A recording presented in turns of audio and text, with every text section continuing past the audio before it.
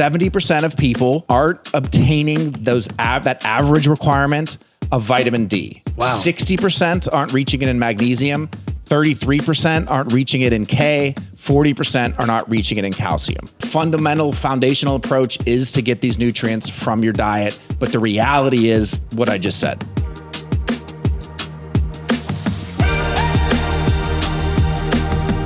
This is Generation Health. We bring you the latest news, cutting-edge research, and time-tested best practices, helping you live a longer, healthier life. Sitting across from me, Joey DiMatteo. How are you, my friend? Doing great today, Tyler.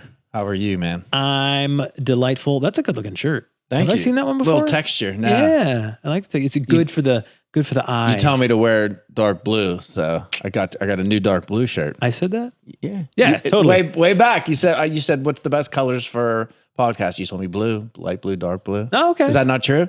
I don't know. I don't think it matters all that much. This is going. If you're doing a portrait, you want a dark color to allow the skin tone to pop. Usually, what's the difference if I'm on vid? Why don't you want my skin tone popping? Not a thing. I do. I want your skin tone Thank popping. you. Josiah, save us here. Josiah color. Schweinberg, who is you were eating that camera. I was there for adjusting. A Yes, adjusting the camera. Josiah, our engineer, third microphone. How you doing, my friend? I'm doing well. You're not wearing dark blue. I'm not. You didn't get that memo. I did not. A nice shirt though. Thanks. Shirt with a message. It is.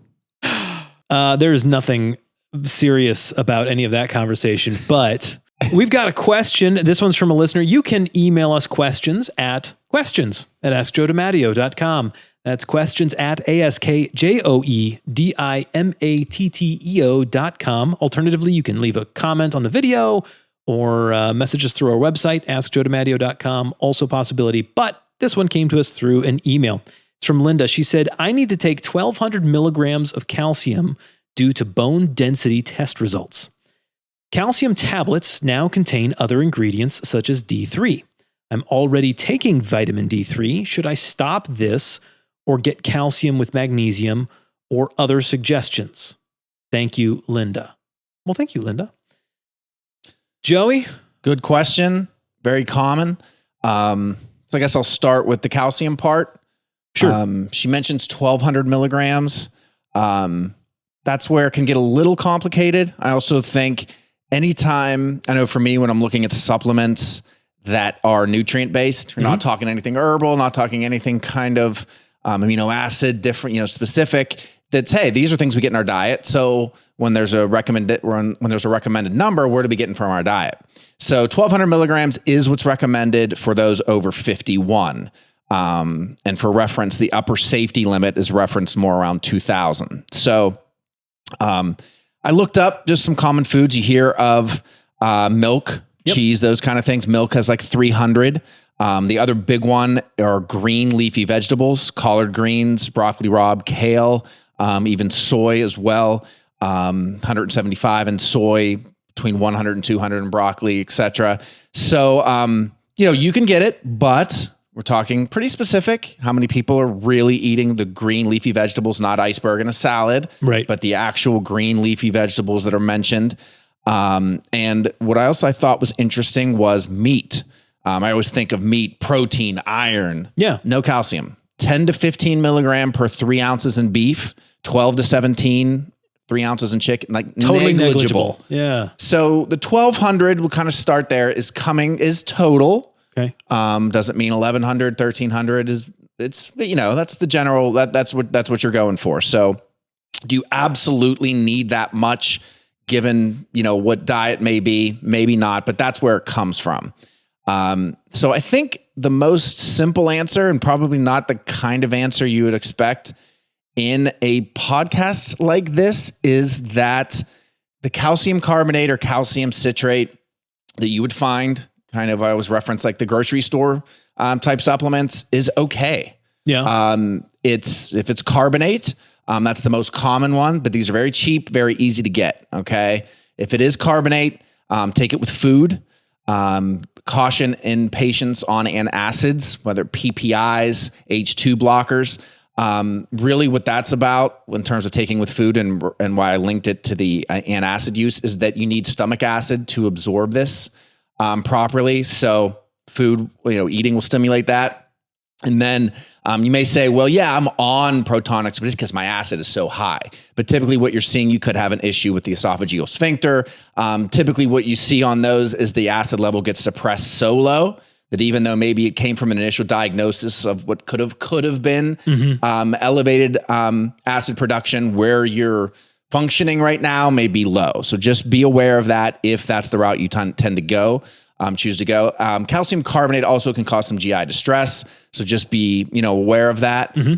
Citrate, a little bit, maybe of a better option, less GI upset, is a little more bioavailable, still cheap, still easy to find, doesn't have that dependence on food and stomach acid. Very reasonable option.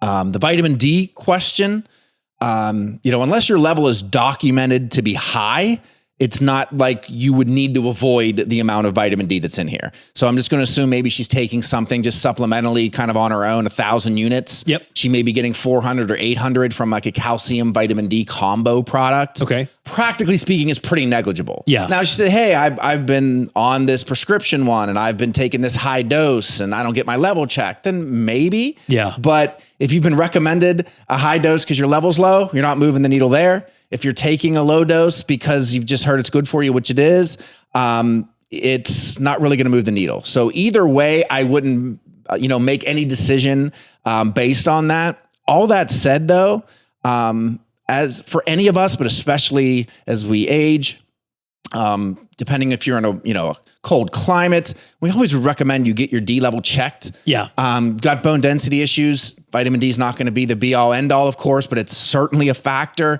Get that level checked if you haven't already.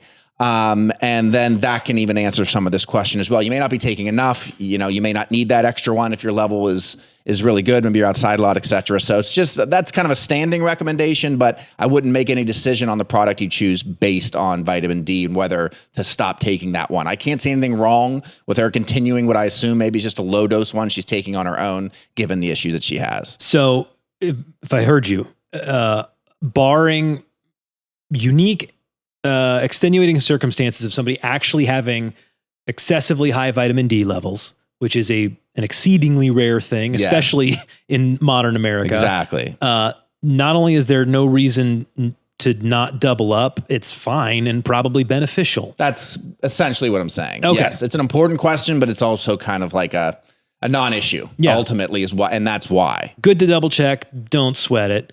And then as far as the magnesium or other suggestions, you're talking the citrate and the carbonate, those are different forms of magnesium, of calcium. Thank you. Mm-hmm. And you're saying it's not a big deal unless you're on a PPI or something we'll like unpack that a little more, but the difference between those two, carbonate is fine, unless GI distress, unless you're on an antacid, and if you take it with food. The citrate probably is just the easier option overall, less GI distress, little bit better of a product. Yep. And then no issues taking with or without food. So if you're going kind of the super simple route, and we'll get a little deeper here. Yeah. If you're going the simple route, which again is okay, I'd probably in the coin flip go with the citrate if that's the route you're going. Okay. All right. Very cool. Now let's get into some of these questions behind the question here. Yeah. Right? So she's got bone density issues, it seems like. You said 1,200 milligrams is the recommended dose for women over 50. Anyone over 51. Okay. Mm-hmm. Yep. I know that osteoporosis and osteopenia are huge issues, especially for older folks and extra especially for older women. What else is going on here? I mean, we're kind of guessing based on the question, but it seems like that's a substantial issue here. Yeah, I feel like we can maybe answer a little more than what she's directly asking, but like you said, kind of the question behind the question. So I think, we're on doing this health podcast, and I just said it's okay to take calcium citrate or calcium carbonate, and like I get that that's probably like why that's not real helpful. What's going on here? And again, I just want to emphasize that it's okay if you're listening to a podcast like this. You've been documented and tested to have low bone density. And maybe your attitude is not so much like, hey, this is what my doctor said, I'm just going to go with it, but what's the best that I can do and why?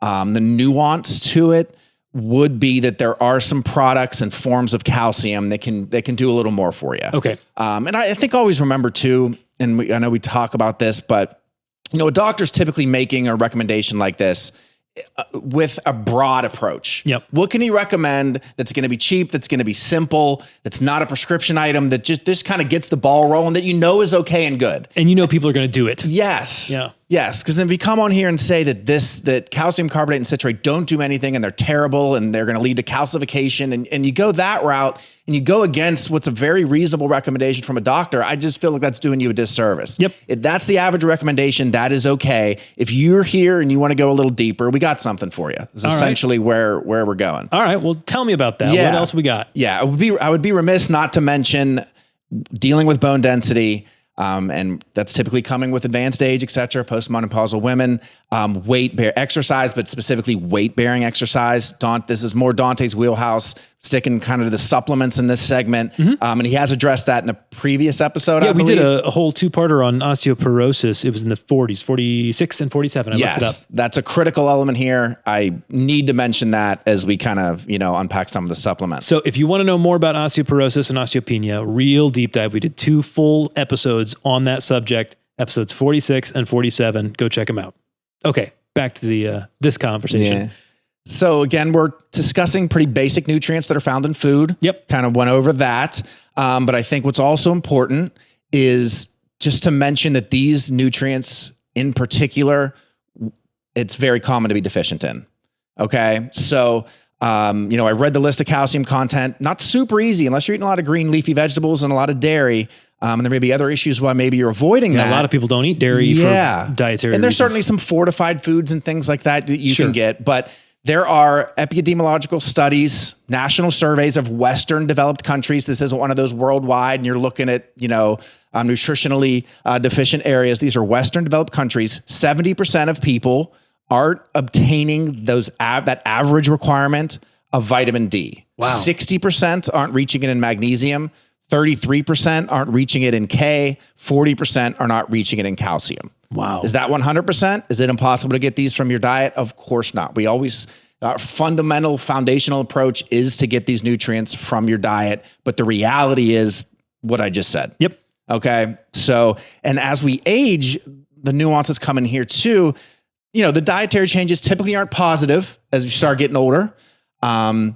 People may be eating less in general, maybe going more processed route. Further, medications. Yeah. Many medications, like we already mentioned the antacid, if you're taking your calcium supplement, but there are plenty of medications that can decrease the absorption of the nutrients that you're taking in, especially again, as we age. So again, basic recommendation, carbonate and citrate is okay, is fine. But something like calcium hydroxyapatite. Okay. That is the form that we have in one of our products in bone-based essentials. Chelated calcium, especially chelated with malate. These forms are much more bioavailable. That again means the body can better and more efficiently utilize them. Okay. Calcium hydroxyapatite is actually calcium combined with phosphorus. And that's essentially the bone matrix. That's what makes up your bones. That's how your body, so basically when you take in calcium alone, it's got to form that matrix. This not only already has it done, but it does so in a way that your body still absorbs very well. Okay. And that's the bone support? That's in bone-based essentials. Bone-based essentials. Mm-hmm. So a 2020 study compared 851 women divided into 2 groups, a calcium carbonate group, a calcium hydroxyapatite group. They measured bone density at the lumbar spine, okay, after 3 years of follow-up. The hydroxyapatite group remained stable, and the calcium carbonate group declined 3.1% in 3 years. Okay. So not a groundbreaking difference, but it is significant. Yep. And the other layer, and that goes back to even just what we said about okay versus best. Yep. Okay. But I think what's important too is that the calcium amounts, the elemental calcium that you see was 70% in the hydroxyapatite group. So you can see the absorption. So you had better results with less actual elemental calcium because of the absorption, because of the bioavailability. That's great. Okay. And in that study, there's no mention of some of the other nutrients, K2, magnesium, vitamin D. Those are critical for bone health, and we'll get to those. It was just an apples to apples comparison of the calcium itself. Yep. So magnesium is also in bone-based essentials, but it's also very important in and bone health. And it only comprises 1% of our actual bones, the bone mineral density, so it can often be overlooked.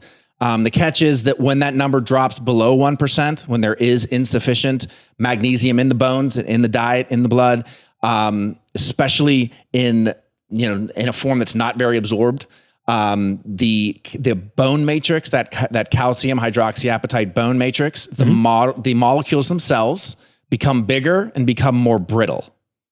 So magnesium in that absorbable malate form enhances not only the absorption of calcium, but of vitamin D as well. Okay. So a few layers again to how that helps. Yeah. K2. I've heard that paired a lot with D3. Yes. And we'll kind of talk about how they work together. So K2 helps to bind the newly absorbed calcium to the bone matrix. And it does so by activating the protein osteocalcin. So there's the whole mechanism of how it's working. It decreases the activity and regulates osteoclasts. Osteoclasts are cells that help break down bone. Okay. So it regulates and decreases their activity. So from a more broad health standpoint, it has a role in increasing the activity of MGP, or matrix GLA protein, which decreases the calcification of arteries. So it's interesting to see how they kind of work together, not just in the bones, but in the body as well, with what it's doing with the calcium when you take it. So this seems that would be useful for a lot of folks for a lot of reasons. Yes. And then the vitamin D link vitamin D is essential for the absorption and utilization of calcium by the body. But beyond absorption, it also plays a role in increasing the reabsorption of calcium from the kidneys. Helps you to absorb it in the gut, helps your kidneys to reabsorb it as well. So again, we're back to the link of D and K2. So D is helping you to kind of keep and absorb the calcium. K2 is kind of what are you doing with that calcium? It's helping to put it in the bones, in the places you want it, and to help prevent the calcification of arteries, which, as we've seen at mega doses of calcium, definitely can be an issue. So it's interesting, again, how these all work together. A Japanese study of 172 postmenopausal women randomized into two groups. One group was D3 alone. The other group was D3 and K2 together. So no difference about calcium. They kept those D3 doses the same. They just looked at these two ingredients, found higher bone density levels and lower rates of hip fractures in the K2 and D3 supplement group. Oh, that's fantastic, because that's the big problem. The endpoints and yes. And so again, that was just looking at that. So again, the goal here would be, okay, you've got that nugget about the D3 and K2 together. D alone is good, but now you've got the link with K2. You got a better form of calcium. Yep. You see magnesium's role, the bioavailability of the calcium that you have, you're kind of putting it all together versus isolating these one things. That makes sense. Why we would call it bone-based essentials. That really helps cover all the bases. Okay. Exactly. Very cool. Anything else in that one that we need to talk about? No, I think if bone-based essentials is the route you want to go, 3 per day. Okay. Ideally, maybe split them up, 2 in the morning, 1 later in the day, but 3 a day is the most important thing. If you're doing it all at one time, it's okay. Okay. Very cool. The FDA is taking action to address unapproved thyroid medications. This is all well beyond my pay grade. This happened in August of 2025. So let's start at the beginning. This thyroid medication, what that they're talking about, what is it? What are we talking about? So they're specifically talking about desiccated thyroid extracts. Okay. And again, that may be good for you to bounce back some questions, maybe about some of the details, but basically, it's porcine or pig thyroid, okay, that's extracted essentially for its T4, which is levothyroxine, and T3, leothyronine activity. So typically, when somebody has hypothyroidism, they go on a medication. If they're at that level, they get put on levothyroxine, which is T4 and T4 alone. This is a little bit more of an alternative version of that. They're getting T4, but then there's also T3. And I think part of maybe what some of the controversy is, it's a whole gland extract, that there's other components in there that are not regulated, that are not well known, that are not well studied. It's not just T4 and T3. Okay, it's not just T4 and T3, and that's part of the problem, or maybe even a lot of the problem. Yeah. It's literally from the pig gland. So I assume when it's being handled and extracted. That means dried out. Yeah, like it's literally, yeah. It's been around since the 1800s. So back then, you could imagine they were just taking the gland, pieces of the gland. So, yeah, okay, so yeah, go ahead. Desiccated literally meaning dried out. Dried out thyroid gland extract. Okay. Yes, from pigs. Yes. All right. And this has been used as kind of an alternative to levothyroxine or any of the big name thyroid medicines. Yes. And to me, what direction I could see a lot of people going is, hey, Synthroid, levothyroxine, that's what my doctor usually wants me on. That's like the standard. And as soon as something's alternative, like the desiccated thyroids encompass armor thyroid, nature thyroid, some compounded. So it's a little more in the alternative realm. And so I think, FDA is banning the alternative stuff. Look what they're doing. So I think there's a couple nuances there. Just they're not banning them. Basically, desiccated thyroid in whatever form, whether you're getting it from a compounding pharmacy or whether it's Armor or Nature or WP, it predates FDA approval.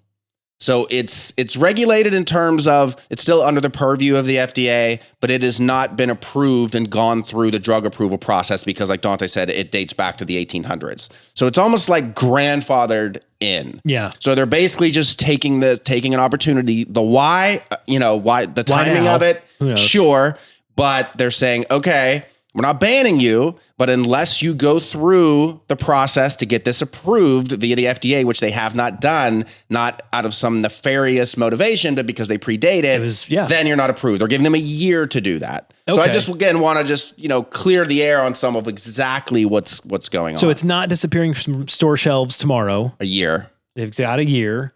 And whether or not they follow through and get this approved, we'll find out. But as of right now, the FDA has said, you've got a year to get this tested and approved to make sure that it's all good. So, okay. So what are their big complaints? The FDA is not into this because of the other things. It's not the T3 and the T4. It's the other stuff that's in there. Yeah. And there has been some history of some batch to batch issues. Some of the, the extracts have not been of the labeling that's on there. And those have been recalled. So again, you can kind of say, why is this going on? So I think they really just want to get them approved and standardized. And then again, there's other ingredients in there, T1, T2, there's other ingredients in there that make up a gland that have never been studied or looked at. And it's still an animal product. It is. Mm-hmm. I had no idea about all of this. Keep going. Yes. I mean, there's a couple different directions. I think one of them is, why would somebody be on this, and why would they want to be on this instead of levothyroxine? Right. So the main thing, and maybe to jump to the pharmacological end, is that it contains T3. T3 is the more active form. Basically, your body is converting the T4 to the active form T3, and that's what's exerting the effort. So we can get into some of the details. There is maybe what I would call a substantial minority, a significant minority of people that have a better experience, maybe not from their TSH level or some of their lab work, but that have a bit more symptom improvement and sense of well-being by having some T3 on board versus just the straight T4. Okay, well, that makes sense. Mm-hmm. Why you would stick with that. Is there any substantial price difference or anything like that? From on our end of things, I don't really think there's a huge price difference. The only issue in price difference is a lot of the desiccated products aren't recognized on formularies. So I think there's probably a skew towards out-of-pocket payment for these thyroids. But that's that just kind of like feeds this whole thing, is that people are like, I swear by this, I pay this money for this. Now it's my money. They're banning it. Mm-hmm. So it is just, you got people's identities wrapped up in which thyroid product they're taking. Sorry. But yeah, it's rough. Like it's a rough one, because we're the ones getting the phone call, trying to explain what might be an option for you temporarily if some of these manufacturers pursue the proper steps at this point to seek approval, which it sounds like some might. But it's going to take longer than the 12-month transition period. And these drug companies aren't going to do it, and then we're going to be in the same financial position. I was just going to say that. In 2 years, that it's going to go up to brand level. My assumption is, $300, $500, $600 a month. Wow. Now, hopefully insurance will step in and cover them at that point once they've gone through the process. So I do think, it's important to, again, note that there is a substantial minority of people that do respond better to these. There's a couple different angles here. The natural aspect, and I've had this conversation many times. Yeah. Depends what your view of natural is. Like Dante mentioned, it is an animal product. And also it's in a ratio, a T4 to T3 ratio of 4-1. That's a pig ratio. The ratio in humans is 14-1. Oh, wow. So, the whole natural end, if you prefer natural from an animal source versus what's quote unquote synthetic in a lab, right? In a broad sense, I get that. But what I often say to people is that the T4 and T3 that, yes, is synthetic and made in a lab ends up as a bioidentical product. It ends up as a pure, your body contains levothyroxine. You're not putting a chemical in your body that is mimicking the effects of levo or leothyronine. It is a synthetically made bioidentical product, if that makes sense. Yeah. If we took it out of your body and we took the actual product and we looked at them under a microscope, you would not be able to tell which one was which because they're the same thing. Yes. There's not a difference in effectiveness. So again, the natural works better for me. It's like, okay, let's back up. The natural is working better for you, which again, there are studies showing that in a substantial minority, that is the case. It works better for you because there's T3 in there. It's not because it's natural. It's not because the synthetic, you don't respond to the synthetic. Right. It's working better for you. I validate that. Studies validate that in some people. It's because there's T3 in there. So are there any mainstream products right now that have T3 in them? The short answer would be to switch to levothyroxine or Synthroid by itself to get the same T4 portion, and then switch to leothyronine or Cytomel by itself, which does exist as a product in 5 microgram, 10 microgram, etc. And you can get pretty darn close to the ratio that you were getting in the desiccated animal-derived products. Or, if there's an issue with a dye or there's this filler that Synthroid had that you couldn't do, there's all these, you wouldn't believe the layers to this. Yeah. You could always have it compounded, and you can have T4 and T3 together, or it could be separate. It could be, whatever your provider wants you to have. If they want you to continue on it, there are ways to still take T3 and T4. It just might look a little different. That's fantastic. I mean, that's great news. I know these sorts of changes really ruffle people's feathers. Understandably so. Yeah, you get settled into a routine and things are working. Stop messing with it. Just leave it alone. But the punchline is, regardless of whether the companies get it approved or not, there are ways that you can get that same effect right now with products that are available, especially if you're compounding. Definitely. And so people may say, well, why wouldn't you want T3? Why isn't everybody just on T3 if that's what's active? And essentially it does raise the risk of increased heart rate, raises the risk of atrial fibrillation. Okay. So there are cardiovascular risks if you're not being monitored properly, if you kind of just jump on it. So it is something to be careful with. I think that's important to mention again, in the whole scheme of, why they want this approved. It's because, yes, T3 is approved as Cytomel alone, but you've also got this kind of, this kind of middle ground one that has some other stuff too that's never really been approved that has T3 in it. So maybe we can clamp down a little bit and make sure that people on T3 are getting a certain product and it's been, regulated in the same way. Better understood. Sure, yes. Sure. All right. So for anybody out there that is currently using a desiccated thyroid product, one of the what do you say, animal sourced thyroid products, what's the punchline that the 2-second takeaway that people need to know? I think the key is to understand that from clinically speaking, you are receiving benefit and you prefer this over, maybe, you probably started on T4, the levothyroxine or Synthroid. You prefer it because there's T3 in it. And T3 can still be obtained without doing the natural desiccated thyroid. Again, it goes back to what I said earlier. The view of natural coming from a pig in those ratios, the entire gland of a pig versus, yes, synthetically made bioidentical is still something, again, I've had that conversation multiple times. Sure. The other thing that happens that I think that's key is if you're on one of these products, you're moving in a fixed ratio. So what I mean is your doctor may want to raise your T3, but he can't do that without raising your T4. Or he may want to raise your T4, but man, this T3 is hanging fine. Do we really want to raise this more active, this one with more potential issues of T3? Whenever you get a cytomel or you get it compounded, you have the option to leave one and raise the other. You have that option. So in my opinion, I think these are fine, but I think they're good because they contain T3 for certain people. Not better for everyone, but for those people who have not gotten symptom relief despite having a normal TSH, I think that that's still a great thing that T3 would be on board for them, but it still can be done. It can be done via cytomel, via something that ends up bioidentical, via a compound with more customization options. Love it. Very cool. Well, if that was helpful to you, share it with somebody. Lots and lots of people are using these products. It's very important that we get this information out so that people can stay up to date on what is changing in the world. That is it for us this week. If you would like to hear more from us, you can go to our website, sign up for our newsletter.